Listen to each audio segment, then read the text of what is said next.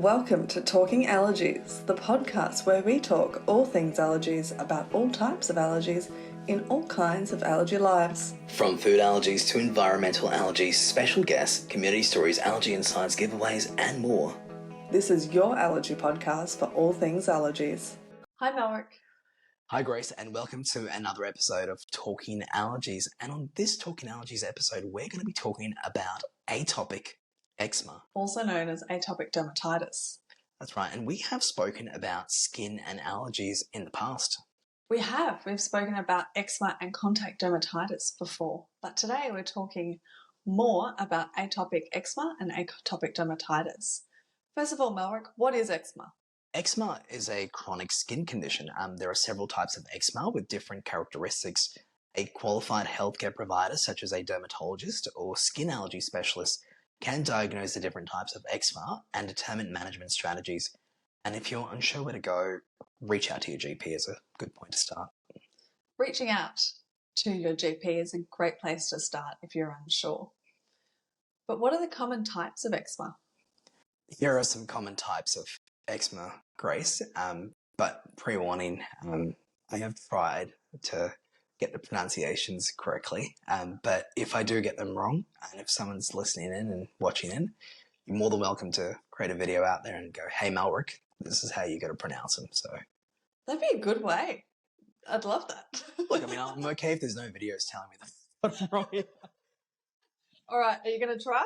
I'm going to go for it. All right. Okay, so I'm going to go for it. So we've got, of course, atopic dermatitis, so atopic eczema, contact dermatitis or allergic contact dermatitis, dyshydrotic eczema, Pomflix eczema, nummular eczema or discoid eczema, seborrheic dermatitis, neurodermatitis, and stasis dermatitis. Yeah, how did I go? I'm not sure. We're going to have to find out. But of course, in this episode, Grace, we're going to be focusing on atopic eczema or atopic dermatitis. And we do have a special guest on as well who runs an organisation to help people with eczema. That's fantastic. But before we go further, let's talk about this word atopy. What does atopy mean? So atopy is a genetic tendency to develop allergic diseases. Okay, so then what is atopic dermatitis or atopic eczema? Atopic eczema or atopic dermatitis is a condition that causes irritation and inflammation of the skin. Atopic eczema or atopic dermatitis can range from mild to chronic and can look different depending on skin colour, skin type and age. Atopic eczema or atopic dermatitis can vary in symptoms and severity, which can have implications on day-to-day life, and not just for the individual, but also the loved ones that are caring for them as well. There's a lot of different aspects to it. So Grace, is atopic eczema contagious? This actually gets asked a lot, and no, it is not contagious. It's a skin condition. But Grace, we shouldn't talk any more about this without bringing on our special guest for this episode. Yes, Melanie, who's an allergy mum. I spoke to her about her allergy story, about the support that Eczema Support Australia gives. It's a really touching interview. I do get emotional in some parts, but it's really, really lovely. Fantastic. And she also shares her allergy story with her two boys living with allergies. She does. She touches on her story living with allergies with her boys, the impact that it's had with her mum, and also the impact that eczema or atopic eczema has had on her kids. Well, I can't wait, Grace. Let's tune in. Welcome, Melanie, to Talking Allergies, the podcast. Thank you so much for coming on. Thank you so much for having me. Melanie, do you want to talk a little bit about your allergies story? Yeah, our allergy story started just over 14 years ago now, when my twin boys were born. But at that point in time, I knew next to nothing about allergy and very, very little even about eczema. I think what was very apparent first and very obvious first to me was that the boys had some form of skin defect. So from the time they were born. But the allergy understanding of their allergy journey was still to come down the path. So that took a little bit longer for us to get our head around in some ways, to even get diagnosed and understand. They were breastfed babies, and they were somewhat failure to thrive in many ways, and had really severe eczema, which we understood the severity of their eczema really from about 3 months of age. But it was when they were about 11 months of age that the few incidences happened where we finally went to the doctor and said, oh, this has just happened. And he said, right, let's get you a referral to an allergist. And looking back on that first year, there were so many red flags that I just didn't understand, because although we have an atopic family in that we have the hay fever, we have the asthma, I don't have any food allergies, and I didn't really understand food allergies. And it wasn't until the symptoms were so obvious and scary, with face swelling and tongue swelling just from a tiny exposure, that it all came tumbling down. So we were lucky in that we actually did get into an allergist fairly quickly. And then the journey from there just felt like it went a little bit out of control for quite some time. I think as soon as we walked into the allergist's office clinic, she had a look at these two babies, and they did the skin prick test. And then she just sat down and completely turned my world upside down by saying, right, this is what we're dealing with. This is what you're going to have to do. And it was a complete shock to the system, because they had that many allergies. She said immediately, you're going to have to wean them immediately, and we're going to have to put some things into place to try to deal with what you're going to be dealing with, and you're going to be dealing with it long term. So it was a huge shock.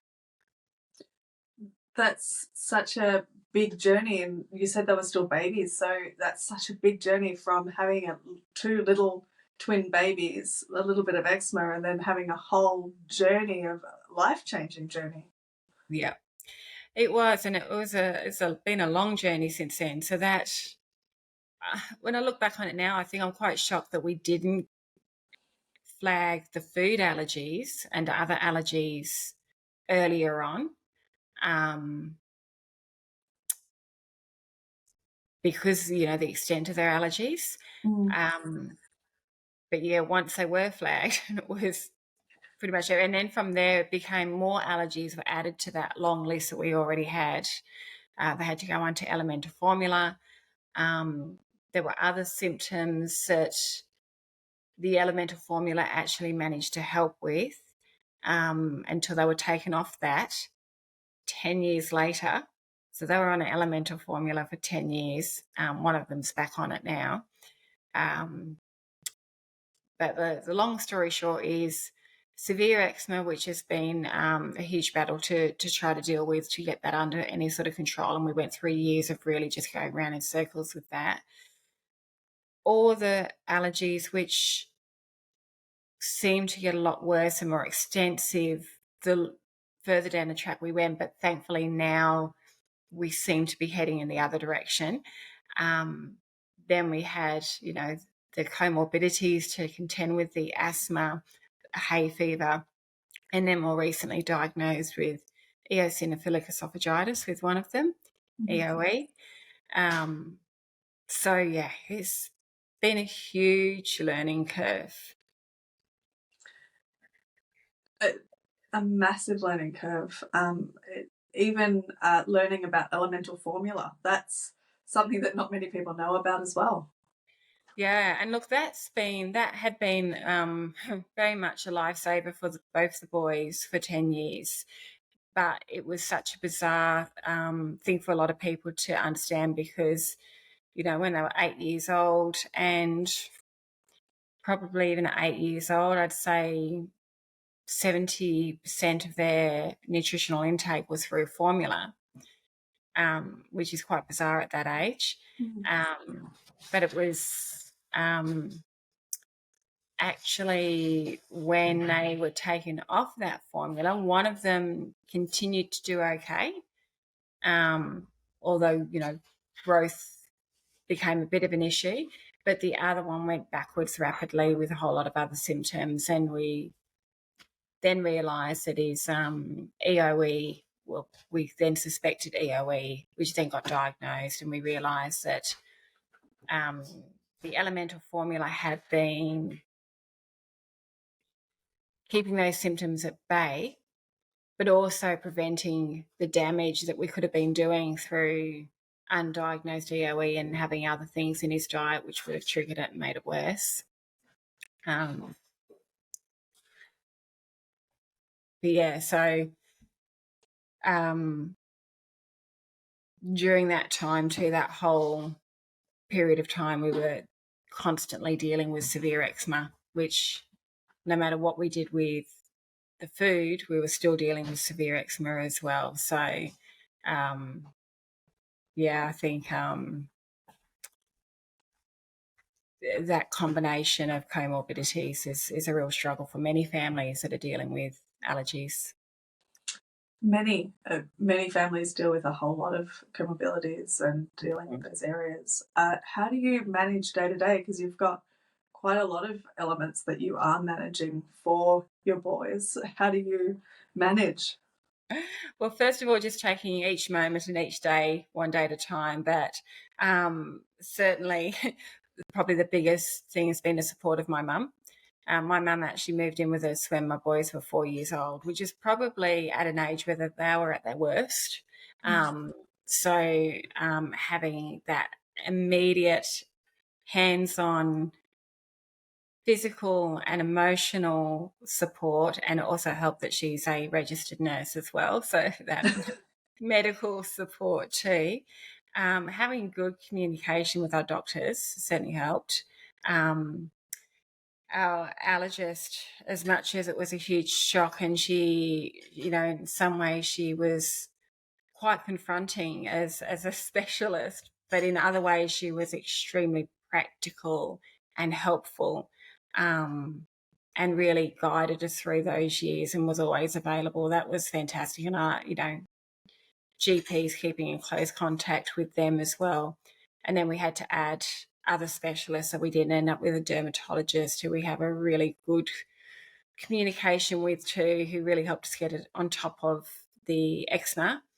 And then since then, we've had a whole range of other specialists added to the mix for various different things.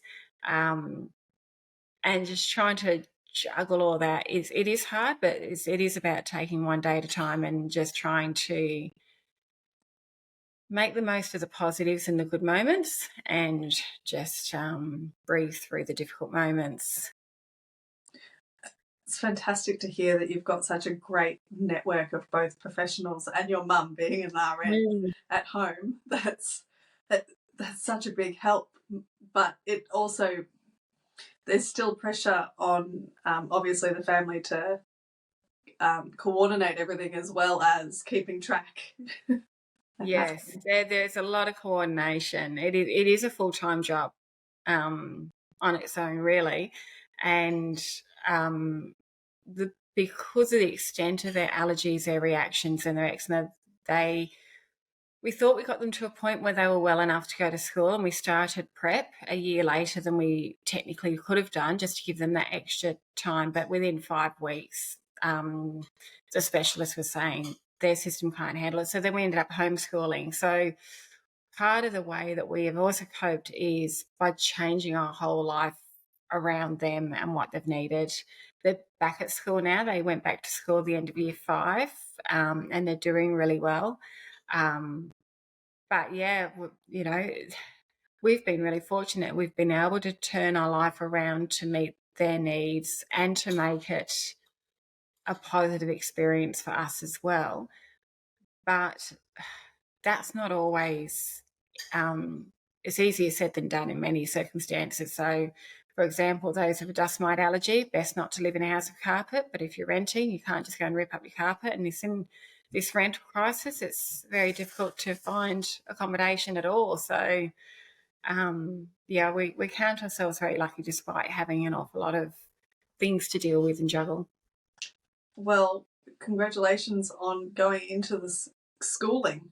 It's such a massive step to go from going into prep and going, okay, 5 weeks, we can't do it, homeschooling and going, actually, we'd like to go back into school again. That's such a big progression for you. It is, and again, it comes down to communication. We did find a school that was willing to bend over backwards with whatever they needed.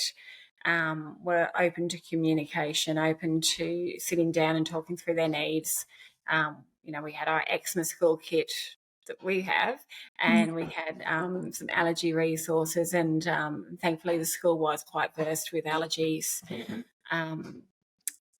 But yeah, it all comes down to really picking and choosing the right school and making sure you have that communication. And, it's one of the things that I'm a firm believer, if you're not able to talk with your GP or your specialist or whoever it is, it's really important to find one you can talk with, because you need to have that open line. Is there anything that you would recommend someone early on in their allergy journey, so they've just found out that their kid has allergies or has eczema and doesn't really know? Yeah, definitely. With both allergy and eczema, I think the things I would recommend would be to make sure you have medical professionals that you're comfortable talking with and follow their advice. Follow the evidence-based advice, because there's an awful lot of advice, some of it very well-meaning, some of it out there to make money. There are so many people just wanting to give their opinion because they want to help, or because they think they have the answer. And it can send you on this never-ending journey of trauma, really. Some of it can be quite dangerous, but a lot of it can be just quite expensive and time-consuming or upsetting. So finding the health professionals, following that evidence-based information, but also surrounding yourself with the right support network, the right support group, people who are going to encourage you and support you and build you up, not necessarily the people who just want to give you their opinion all the time. I think that's really important. And I look back on our early days of our journey with both allergies and eczema, but particularly with the eczema, the amount of products, money and time we spent chasing the wrong path. I wish I knew then what I knew now. But the other thing I have to remember as well is it's really hard to absorb that information. So even with the doctors giving you that information, or when you read the information, because you're dealing with so much, you've got to be a bit kind to yourself. And I look back on some of the mistakes I made, and I've got to remember it took me years for some of that basic information to sink in. So not being too hard on yourself when you do make a mistake or you follow the wrong path is probably another piece of advice I'd give to people. And yeah, just rest when you can. Resting and recovering is such a big part of that too. Yes. For everyone involved. Yeah. Is there anything that you would like to share about your experiences so far? I think one of the things I'd like to share about my experience is, as I said, being a bit kind to yourself and realising you are going to make some mistakes along the way. And if you live in total fear all the time of trying to do everything perfectly, it's really going to take away from big parts of your life. And the same with, your children or your family. Mistakes are going to happen. As long as you've got a good backup plan, you've got a good action plan, and you follow that action plan, and you're not always going to have all the answers. So I'm thinking more on the eczema side here. You're not always going to know what the triggers are. And that's one of the hardest things to come to terms with, because every time something happens or there's a flare up or an allergy reaction, you want to prevent that ever happening again.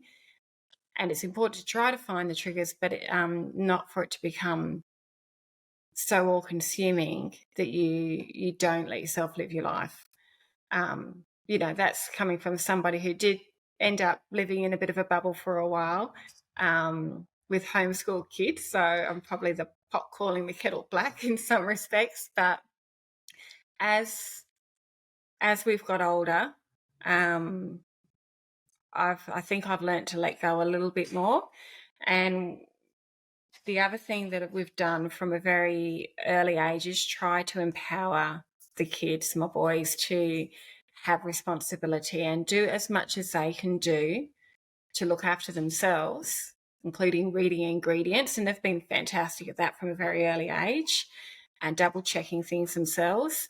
But then on the other hand, not putting so much responsibility on them that they feel over anxious or that they lose some of their childhood. So when it comes to eczema maintenance of creams and things like that, I was still very much hands-on and helping them or doing that for them until they were teenagers, really. Because I think, you can't really expect an 8 to 10-year-old to be doing that level of management every single day, because you wouldn't expect it of another 8-year-old.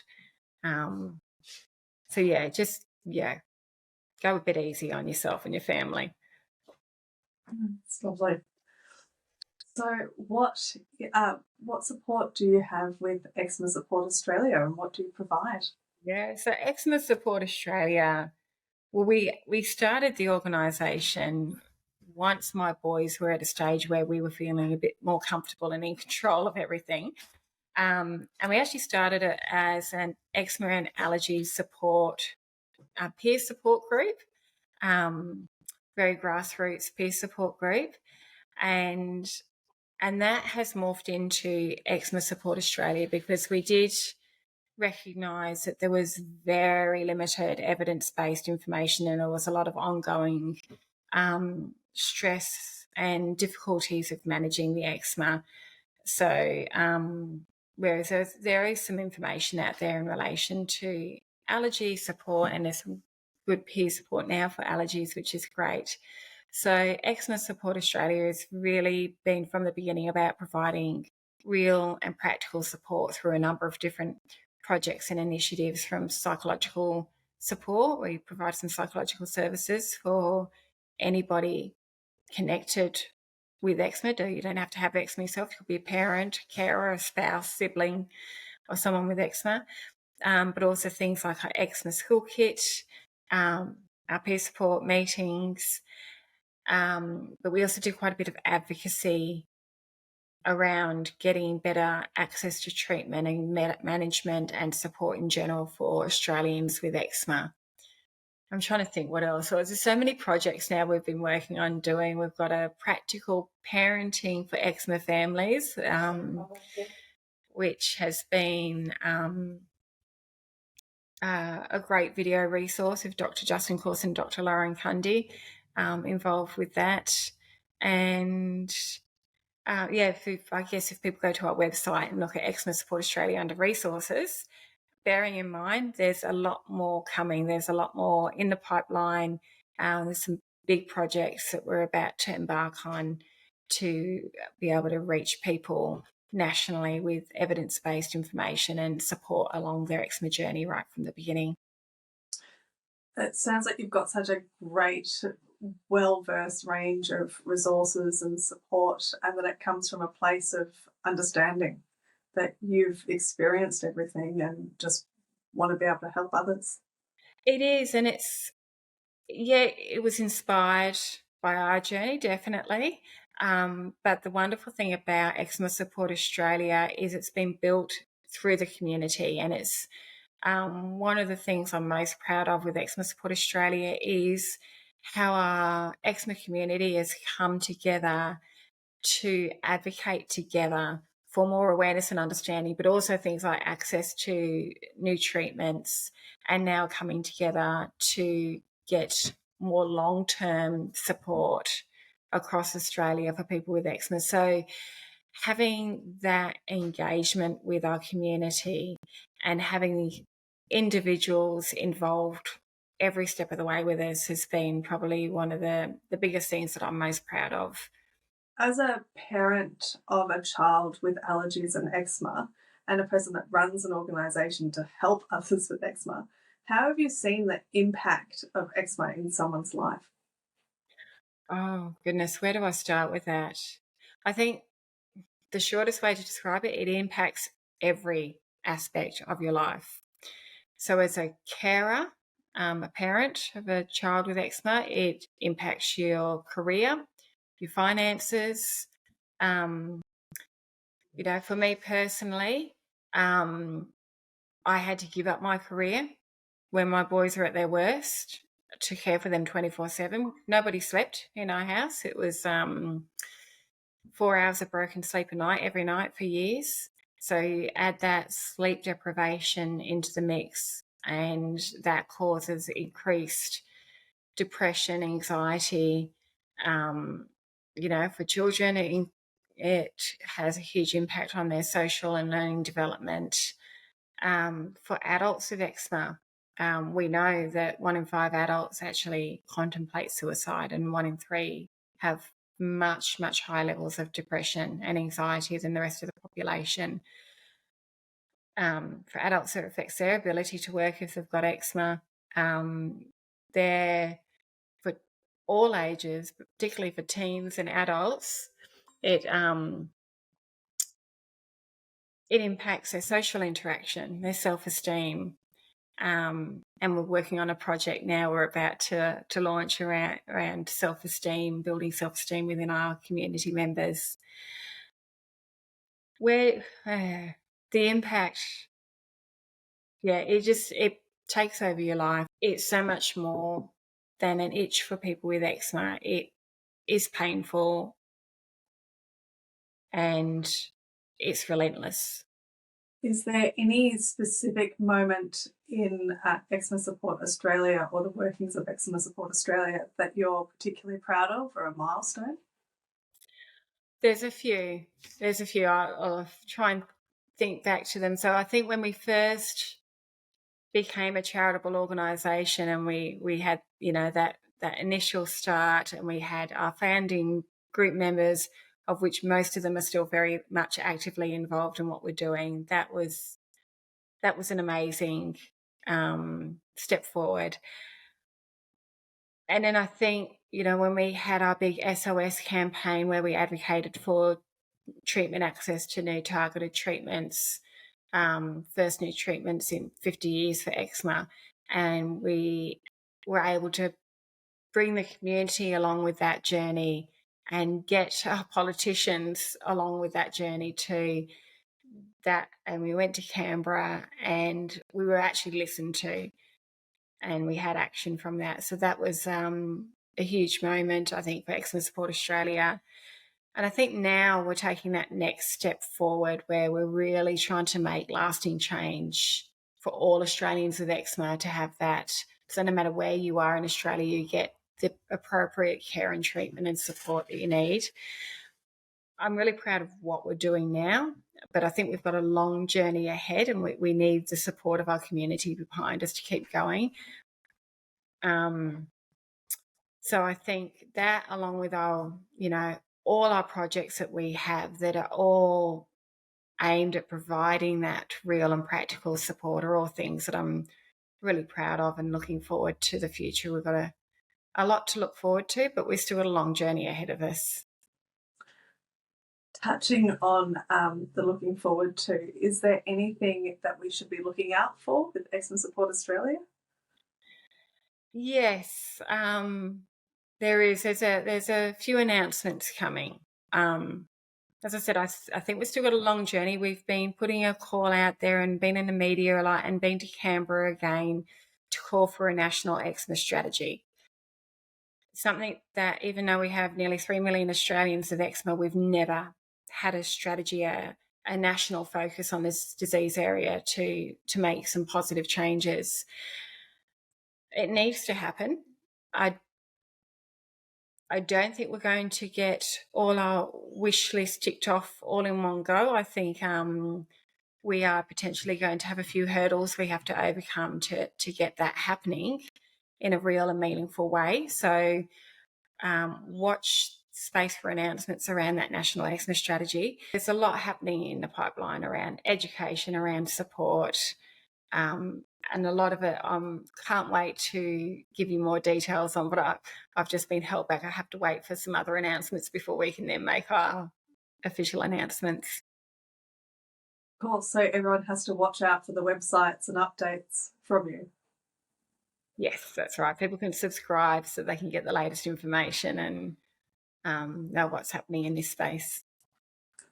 That sounds fantastic.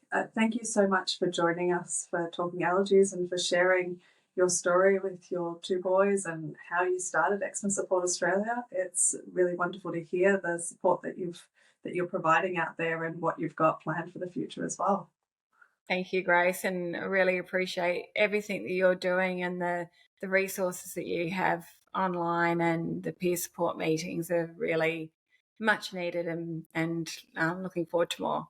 Wow, Grace, that was a really beautiful interview. Thank you, Melanie, for sharing your story and for sharing the amazing work that Eczema Support Australia has been doing, and of course for everybody involved with Eczema Support Australia as well.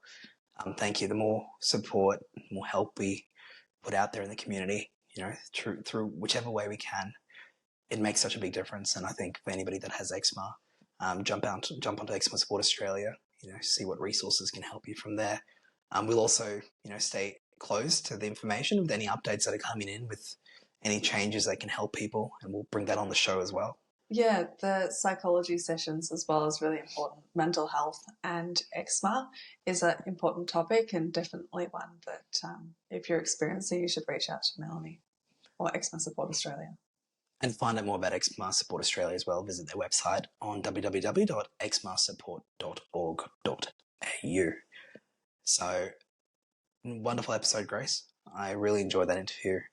And I think, we'll continue talking about skin and allergies. It is a fascinating and broad area to speak about. And I think if we talk more about allergies, as we always do, but also these areas of allergies that don't often get spoken about enough, like skin and allergies, the more awareness we can bring and more support we can connect people with, the better. It's definitely a really big topic that we're going to discuss in the future. But what do we have for the next episode? On the next episode of Talking Allergies, Grace, we're going to be talking about anaphylaxis. Something that I know all too well, but is a really important topic to discuss, particularly with schools, with people out there. Anaphylaxis needs more attention, as does a lot of the topics we're talking about. I don't think there's any limits to the amount of topics we can talk about on Talking Allergies, Grace. No, we can keep talking and keep raising awareness about all things allergies. On Talking Allergies? On Talking Allergies.